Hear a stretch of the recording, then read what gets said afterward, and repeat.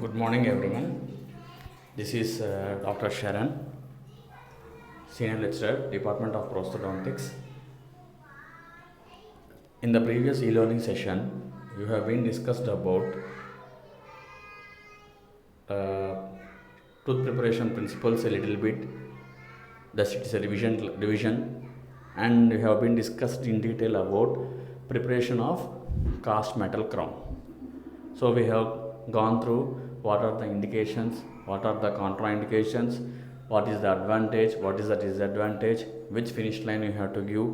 If it is supragingival, what are the advantages? If it is subgingival, if it is equigingival. So all the indications and contraindications we have been discussed. And similarly, we have been discussed about tooth preparation. So what burrs you have to use for cast metal crown, and how we have to start, whether it is occlusal reduction, which steps you have to follow, how you have to place depth orientation groove, how much it should be the finish line, and how much should be the your axial reduction. So all these things you have been discussed, right? So in this class we will be discussed about continuation of your tooth preparation of porcelain infused metal restoration. So these two preparations are most given preparations for your exam purpose in your final BDS practicals. That is, whether they may give cast metal crown preparation or they can give porcelain fused to metal crown. So what are the indications of porcelain fused to metal crown? So indications of porcelain fused metal crown are: will give on the teeth that require complete coverage and where significant aesthetic demands are placed. For example, anteriors. Anteriors are highly aesthetic demanding zone. So in that zone, we are always pleased to give porcelain fused metal crowns. We can't give directly metal; it is completely anesthetic. So in the particularly in the anterior region, these are highly indicated. And for advancements, all ceramic crowns will be given. And contraindications: patients with active caries or untreated periodontal disease, in young patients with large pulp chambers, whenever a more conservative retainer is technically feasible, and if there is intact buccal wall. Advantages: superior aesthetics as compared to cast metal crowns, and disadvantages include it requires significant tooth reduction, and for aesthetics, margin is placed subgingivally and is subject to porcelain fracture, and difficult to obtain accurate occlusion in glazed porcelain, and shade selection can be difficult. So these are the indications, contraindications, advantages and disadvantages, right? Then coming to the tooth preparation, what is the armamentarium required for the posterior porcelain fused to metal crown preparation? Armamentarium include uh, handpiece, flat under tapered diamond burr, short needle diamond, torpedo diamond burr, and radial fissure burr, and biangle chisel, right? First, before tooth reduction, a silicone putty is adapted to the facial, lingual, and occlusal surfaces of the tooth to be prepared. This is why we are adapting the putty. This is the one method to check your occlusal clearance, right? In the cast metal crowns, we have been discussed about clearance with the leaflet. That is your wax sheet.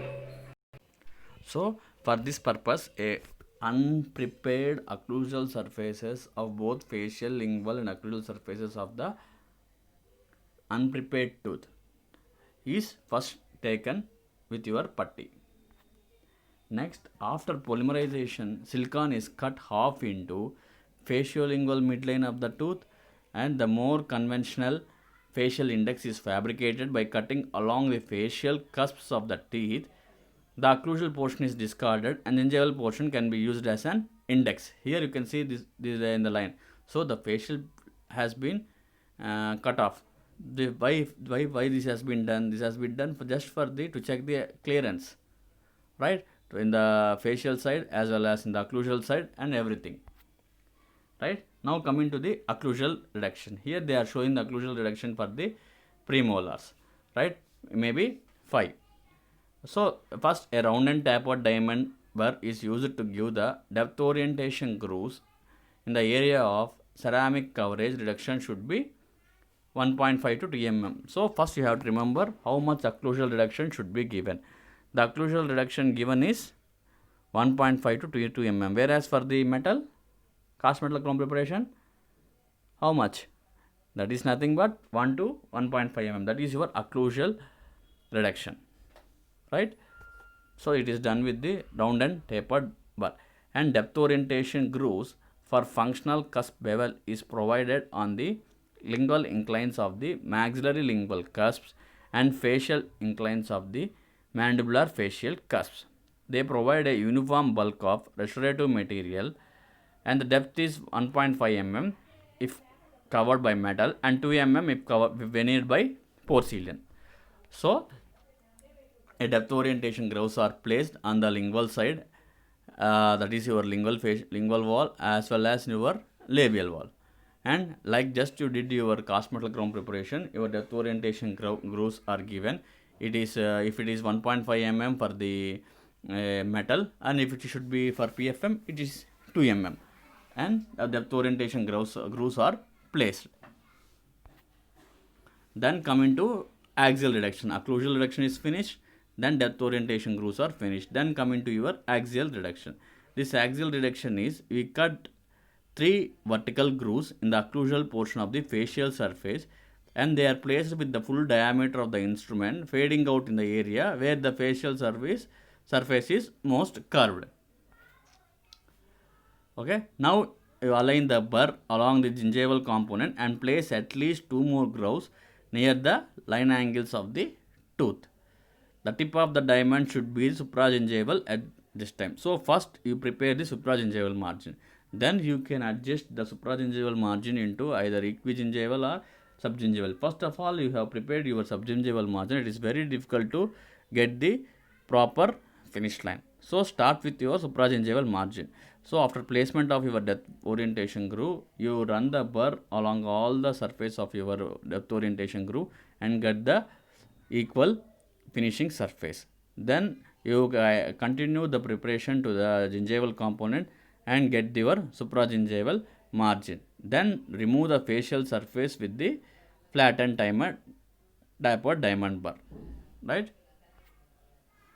If facial reduction is less than 1.2 mm for a base metal crown or 1.4 mm for a noble metal ceramic crown, then what will happen? What will happen if clearance is less? Then there will be more of your metal fractures. So the clearance should be finished. Here you can see how a finish line is done at your gingival component and how we are getting into your contacts, right? So you should not break your contacts with your flat and tapered diamond burr or round and tapered diamond burr. These burrs should be used only to converge all the depth orientation grooves and to keep your finish line.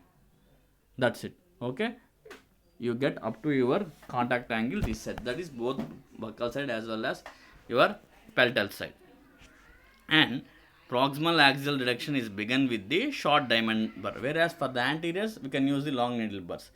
Proximal surface planned with your needle diamond burr. So you take your short needle burr, and wherever you stopped your when you are doing your preparation on the facial surface or lingual surface with your flat and tapered diamond burr, there you have to, from there you have to start your contact breaking. So see that you should very cautiously have to break the contact point, use short needle burrs. Otherwise, if you cut with your same flat and tapered diamond burr, what will happen? There is more chances of getting fracture of the or touching your adjacent teeth. If adjacent teeth is touched, your exam is gone, right?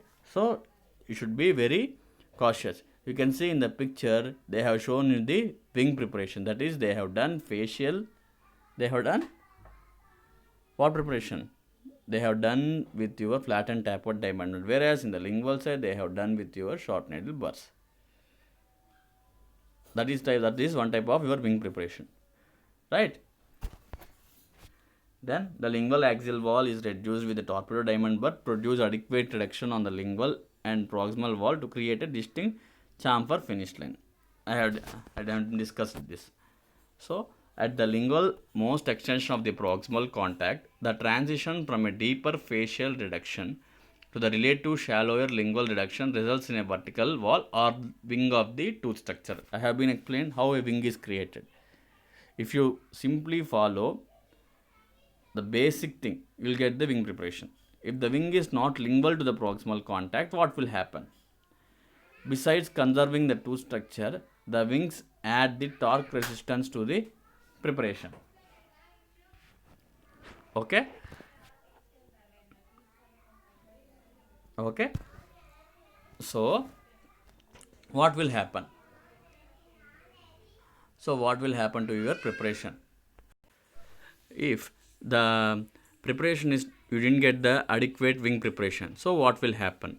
So, how to get your adequate wing preparation? It is nothing but, so how to get your wing preparation?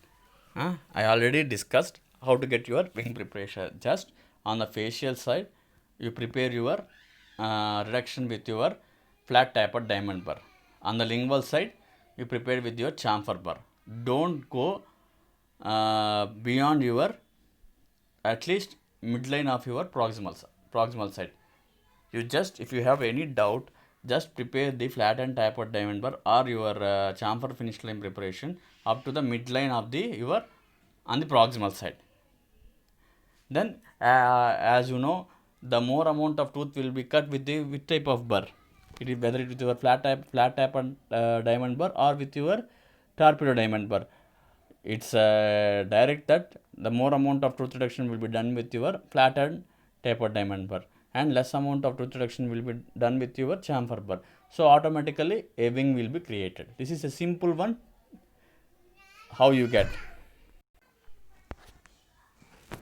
So how should be done with the finishing? Finishing is done with 170 burr on the occlusal surface and cutting burr on the facial surface. So this is the use of your end cutting burr. Usually end cutting burr will be done for using the finishing. And the facial silicon and mid sagittal silicon putty index shows uniform reduction on the facial surface and occlusogingival. See here how the putty index has been placed. So by this we can check how amount of occlusal reduction has been done, right? So this is the basic posterior porcelain fused metal ceramic preparation or your porcelain fused metal ceramic preparation. And in the next class, I think Dr. Vamsi sir will have been discussing about all ceramic chrome preparation, right? So for example, I have been discussing the posterior preparation. If it is for anterior, so what are the modifications you have to be done, right? So you will be doing almost the same type of preparation even for the anterior also, but the only difference is you will change your finish line, and mostly we will avoid your wing preparation. You will give all the shoulder finish line only. If it is for posteriors, we preferably give your metal that is your wing preparation. Anteriors also you can give, but mostly it is given for the posteriors, right? So these are the indications, contraindications, advantages, disadvantages, and tooth preparation armamentarium for both cast metal crown as well as your porcelain fused metal crowns, right? So before selecting the type of preparation, you should clearly judge the what type of preparation best suits for that type of teeth. If it is for posteriors, so which one you have to give, whether it is cast metal or it is porcelain fused. Generally in our regular clinical practice, every patient demands for porcelain fused metal, but you should not go in every situation porcelain fused metal. You have to clearly tell the patient, because patient doesn't know what type of preparation, what should be given. Patient should not go and search in Google that is this preparation best suits for this situation. You should be in a position as a clinician, you should say, sir, your crown height is less, so we are going for your cast metal crown preparation. Sir, you have abundant amount of adequate amount of tooth, so you can go for the PFM. So like this you have to judge, right? So clearly go through your textbook and read. If you have any doubts, you can approach me. Okay, thank you.